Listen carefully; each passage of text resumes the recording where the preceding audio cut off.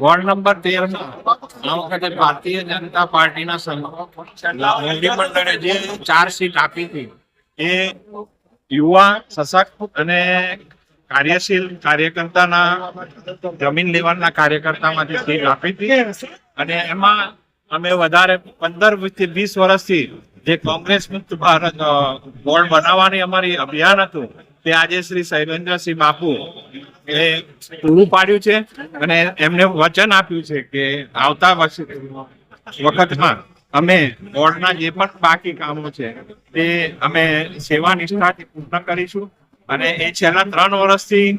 સરકારની વિવિધ યોજનાઓની પોતાના પ્રાઇવેટ કાર્યાલયમાં સેવાઓ પૂરી પાડી રહ્યા હતા અને તેના જ રૂપે સેવા કાર્યના રૂપે જ આજે એમની વિજય થઈ છે અને 15 વર્ષથી જે બાળુ ઉમેદવાર હતા તેમને માત આપે છે. શું નામ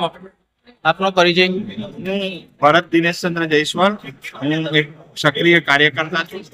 બોર્ડ પ્રમુખ હતો અને હાલ હું સંગઠનની અંદર સહકાર્યકરની જવાબદારી નિભાવું છું.